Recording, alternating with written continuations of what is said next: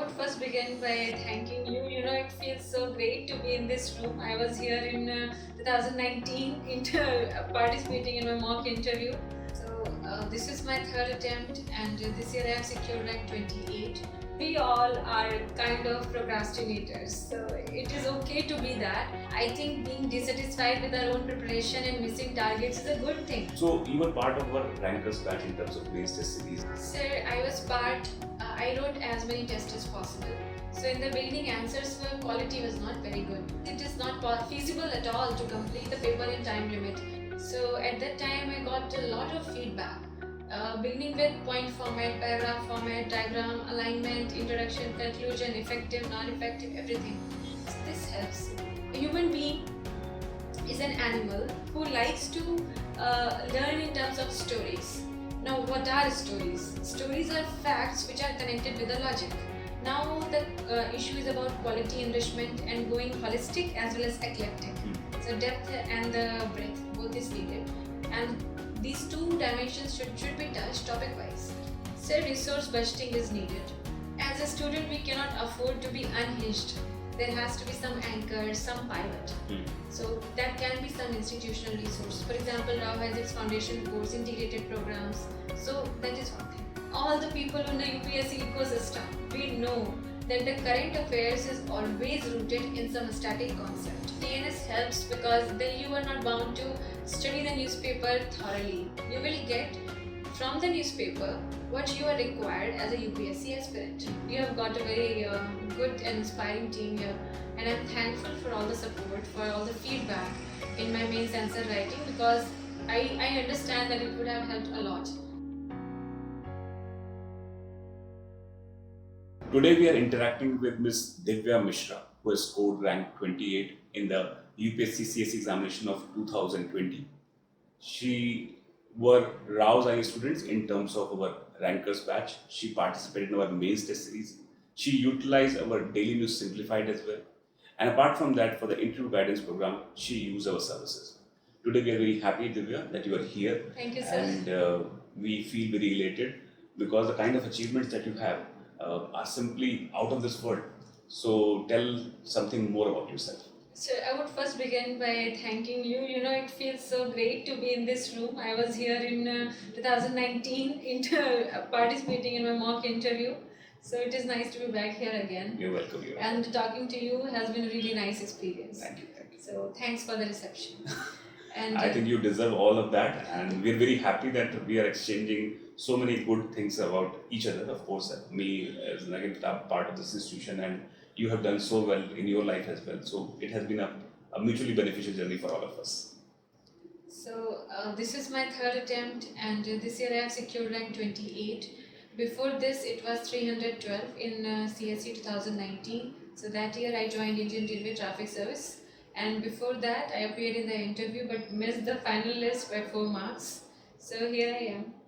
So you have actually achieved success in your second attempt, and you were working as IRTS officer, I guess. So I had joined, but for preparing well in the third attempt, I opted for the extraordinary leave. Okay.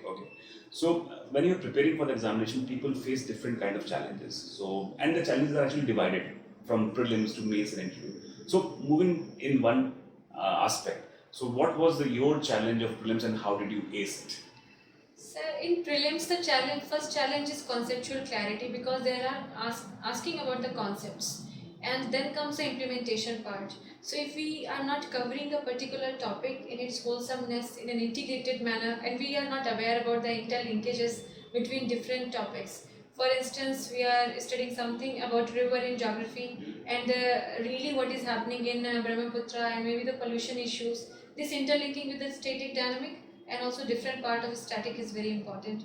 So I think that was there. And so third and the most important part of the prelims preparation is practicing the MCQs as much as possible. Now, when you talk about practice, I have seen that students normally do not like to attempt tests. They want to, they are great aggregators. They keep on borrowing notes from place A, B, and C. But hardly did I see the spark to go and appear for the test. So what do you think? How important is to take tests? So we all are kind of procrastinators. So it is okay to be that. But after a certain point in the exam, because you have to know your own place in the overall scheme of things and gradations, end of the day UPSC grades you, ranks you. So that is why it is important to appear in the test. So to know your own weaknesses and strength, and also how you are faring with respect to other candidates. So it is important starting as early as possible. For example, if one topic is covered today in physical geography or maybe history, then attempting the MCQs maybe after first revision is the good thing to do. That's wonderful. I think that all those people who are still skeptical about when and how to appear for the test, please do appear for test regularly. Do not listen to me, listen to someone who knows this examination inside out. This person has cleared this examination twice already, and even the very first attempt, this person has almost cleared the examination. She actually was shy of just 4 marks, I guess. So wonderful. Now, moving from prelims is considered to be the first challenge. It is qualifying as well, but at the same time, it is very tough. uh, People think that it is 5 lakh people are appearing for the examination and roughly 10 to 12,000 people are clearing the prelims. So, how to prepare yourself mentally to ace this kind of competition where success rate is just 2.5%? Sir, we will have to embrace the uncertainty and unpredictability of the prelims stage. That is always going to be there. And I think being dissatisfied with our own preparation and missing targets is a good thing. It shows that we are passionate about our studies and that we are not getting complacent about it. So do not worry about that. So practicing regularly is important, and some do's and don'ts, which is a common wisdom everywhere, that they should not be done or not done. Elimination techniques are important, interlinking is important, and if somebody is thorough with their mains, then that knowledge, that distilled wisdom is going to help in the prelims stage as well. Now, you have mentioned one thing, do's and don'ts. So, of course, our audience would like to know what were your top five do's and maybe top 3 don'ts in that sense, if you can just enumerate them. So, if the question paper appears tough to you, that means it is tough for everybody else. So do not attempt more number of questions. Try to attempt those questions which you are very sure of. So negative marking will not hurt you marks wise. That is first. And the second is, always in the first go try to solve those questions in the prelims which you are very sure of. And then in the second round try to attempt those questions where the probability of success is a little less, and then this will go on for 3 or 4 rounds during the exam itself. And if you are a beginner, then try to start solving questions as early as possible. And if you are going to write exam prelims just on the 10th this year, then 2-3 days before the exam, just do not study at all. Be calm and have faith in yourself. I think these things will come handy when you appear in the exam on that day. Wonderful. So, moving from prelims, now mains, a lot of people get overwhelmed by the range of topics that we cover and how to have that knowledge to handle, say, history, polity, economy, geography. So there is a perception in the mind of aspirants that everything under the sun is important. So how did you handle this particular mindset that covering the syllabus and referring to right sources? What was your strategy? So resource budgeting is needed. So we need to, as a student, we cannot afford to be unhinged. There has to be some anchor, some pivot. So that can be some institutional resource. For example, Rao has its foundation course, integrated programs. So that is one thing. Now the issue is about quality enrichment and going holistic as well as eclectic. So depth and the breadth, both is needed. And these 2 dimensions should be touched topic wise. A topic is to be done in its in a complete manner. We cannot be fragmented or disintegrated in that. So if this kind of preparation is reached and then we go into answer writing mode, again this practice as early as possible, then it is easy, because then we will start writing answers which are substantiated with the very facts that we studied during the prelims as well as mains. For example, if you were studying Afghanistan, Taliban, the whole issue, organizations, US, it is certain that you are going to use these facts in your essay, somewhere in your ethics, somewhere in your GS, and maybe in your optional if it is related to that. So these all facts are not a burden. Do not get overwhelmed. These will be interlinked. Let me cite one thing about an Israeli author, Yuval Noah Harari. So he says that every fact, a human being is an animal who likes to learn in terms of stories. Now, what are stories? Stories are facts which are connected with the logic. So, all these overwhelming facts around you about UPSC, connect them with the logic, make a story which you already know somehow, and make that story realistic by picking examples from the, for example, DNS newspapers, and then use them. This is the Wonderful. key. I think, of course, we all can learn this important aspect, and always remember that story always has a message, and that is what the theme-centric study is all about. Yes. So, whenever you are connecting facts with logic, it will have a message, and that message will have a lasting impact on your preparation. So, you were part of our rankers batch in terms of mains test series, and you handled the test very well. We tried to help you as much as possible. So, how was the experience of appearing for tests and getting a feedback? Sir, I was part, I wrote as many tests as possible. So in the beginning, answers were quality was not very good. So at that time, I got a lot of feedback. Beginning with point format, paragraph format, diagram, alignment, introduction, conclusion, effective, non-effective, everything.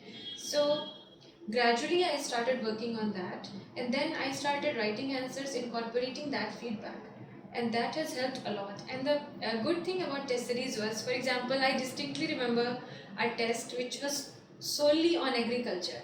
There were 20 questions, 10 marker, 15 marker, agriculture, farm mechanization, R&D, use of pesticide, nutrient pollution, and US versus Indian farmer, everything was there. So I still remember the facts in my mind and the e-governance use of that in agriculture sector. So this helps, you know. It has covered the whole agriculture topic for me for eternity. Yes. Now I will remember everything. I still remember the facts. So Now, one of the features of our test series is that when we give solutions, we try to stick with the word limit as an aspirant is expected to do in the UPSC examination. Do you think it's a good idea or a bad idea? it's a good idea because word budgeting, word economy is important. Otherwise, it is not feasible at all to complete the paper in time limit. And if our answers are long, they might give us comprehensive knowledge of the topic. But comprehensive knowledge of the topic can be gained from other sources also. So when we look at the answer, we get the right idea that this much I am supposed to write. This much is called effective writing. So plain writing versus effective writing, that is the choice here. It is your pick. Wonderful. Now, selection of optional is very important, and you happen to be an engineer, but somehow you didn't choose any of the engineering subject because maybe that subject is not available with the UPSC list of subjects. So, what was your logic of choosing an optional, and what students should normally do? Should they go for popular subjects like anthropology, political science? What is your take on that? So optional is something that you have to live with. It can really get you a good rank, and if you're not performing well, then it can hurt you also. So and GS is already so much overwhelming. So to de-stress yourself, optional should be a subject that really interests you, because in that case, when you study your optional, you are relieving of all that pressure from the GS. So I chose philosophy because I really liked the subject very much. I liked reading about it, and it was like an entertainment for me, infotainment for me. It was like that, reading the books. So that is the first criteria: interest, solely interest. And second is, for example, I will take example of those students who have interest in two subjects, maybe some science, other humanities, something like that. So in that case, what do? Then there comes the importance of what is your deliverability. Where are you getting more numbers? And consult some expert, a teacher, a mentor, some student who has performed well in that subject. So these things will help in addressing the challenge of delivery. So interest in delivery, these two things are important. Wonderful. Now, when we talk about this particular examination is huge. One part is, of course, the core subjects, and the second important aspect is current affairs. Yes. So, handling current affairs has always been a challenge. So, how did you handle current affairs, and what was your strategy for that? So current affairs, the static part is there, then comes the dynamic. Dynamic is current affairs. But all the people in the UPSC ecosystem, we know that the current affairs is always rooted in some static concept. For example, in IR, look at the ties with Israel, in the Middle East, with the Russia. There is always some static part, and then the development are going on. So if we are going for East Eurasian summit with Russia, there are reasons for that we want to engage with Russia because of geopolitical issues. Now, if we are studying economy, so government is going for differentiated banking. So Nachiket more committee recommendation. Why? Because to fail banking will have its own limitation. So if we know these concepts which are taught in foundation courses, then relating to government's policies and everything will become easy. So conceptual, that is the underpinning, that is the groundwork, and then comes the current affairs. And current affairs as a different dimensions, and do not get overwhelmed again, because that same data, same understanding can be used in almost all the papers. So when we're following current affairs, you also took help for Daily News Simplified and Mains Compass as well, Yes. also rather Focus Magazine. So what was the experience of using DNS and Focus Magazine? Well, these days, those whose time for whom the time is a constraint, they are engaged in some maybe job or academic engagement is there. For them, DNS helps because then you are not bound to study the newspaper thoroughly. You will get from the newspaper what you are required as a UPSC aspirant. So that's where somebody has already done the work for you. So a wise person will immediately pick that up and absorb it. So that is there. And what the other magazine, the main centric focus. So that helps in comprehensive build-up of knowledge, the analysis of a topic. Critical analysis helps in all the questions, be the directive word, be discuss, elaborate, elucidate, illustrate, critically analyze, justify anything. Wonderfully well. So when you look into the examination, the idea is to basically understand the nature of examination and settle things one by one. That should be the approach. Now, all of us who are preparing for the examination, especially our audience, they always want to know how was your interview experience or how did you prepare yourself for the interview experience, because prelims and mains is something that we do on our own from the institutional setting, and we keep on testing ourselves through various tests. How did you prepare yourself for the interview? So, interview preparation, I will emphasize here on the mains, because mains will help in prelims, again in the interview. Because interview is divided in two parts, always, DAF and current affairs, non-DAF basically. So in my 3 interviews, more than 90% questions, to the extent 95% questions were from my DAF. So that is why multi-layered preparation of DAF is very important, because in your DAF, if you have answered one question, they may go into another layer of depth in that question, then another layer, and then you are exhausted. Then they know that okay, you understand yourself. So that is the self-knowledge, self-awareness about DAF. And in non-DAF areas, even if the answers are not that deep, if you have some superficial understanding also, but the correct understanding, and you are humble enough to accept that you do not know, then it is also okay. So interview preparation is also the same, but you just have to be a little more natural and be kind to yourself. One question that keeps popping up every now and then, especially in the minds of fresh aspirants who are the newbies in that sense, they always think that I have done engineering and suppose I'm taking philosophy, just as you did. And they think that in the interview they will ask questions of engineering, the course that they pursue. So what is the merit of this particular doubt? Does it have any kind of impact or not? So there is no doubt. I mean, put yourself in the shoes of examiner, the interview board. If you are there, a candidate comes in, wouldn't you be curious to know what the person knows in engineering, or why did they choose a different optional, and do they know the interlinkage? How curious they are. So I think it's a natural curiosity for anybody to ask questions on both the dimensions. But as a sincere preparation of interview, it is recommended that you study both of them. Wonderful. So prelims, mains and interview, everything has to be taken one by one. You need to understand the problems that you might encounter, and this is the strategy of Divya Mishra. So when we talk about Divya Mishra, she has been an achiever in more ways than one. She has scored All India rank 3 in the GATE examination. She has also she's almost on the verge of completing her thesis for strategic management from IIM Lucknow, and she has also cleared examination already. And now she has cleared examination at 3rd attempt as well.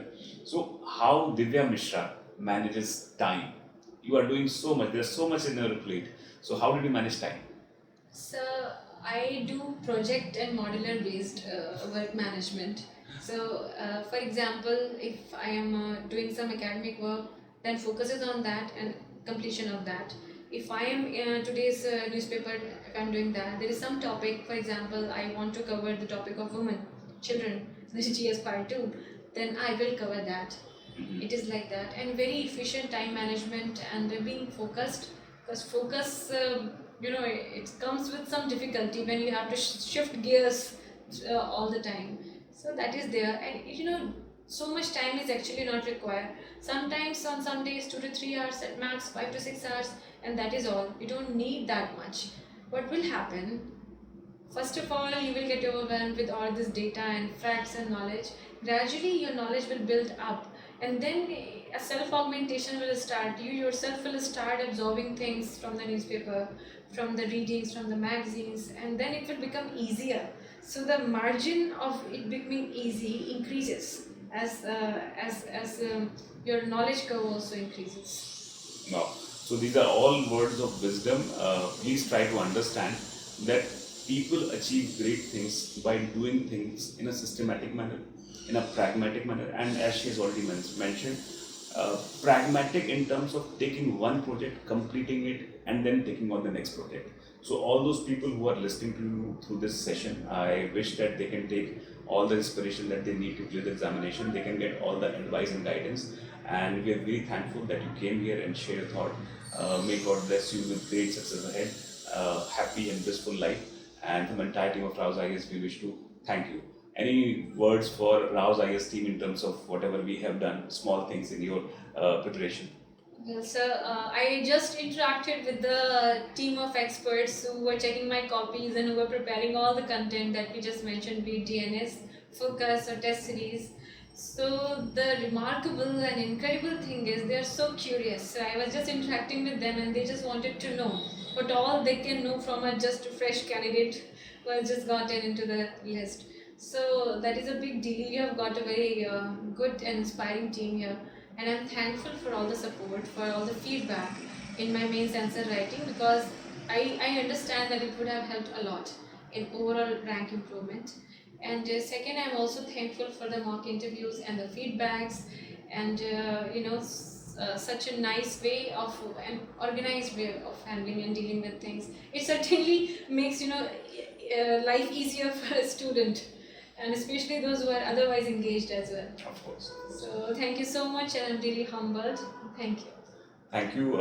I think the entire Rouse team owes a lot in terms of sharing your feedback, and we are still waiting for more feedback from your side, which you will be sharing very soon.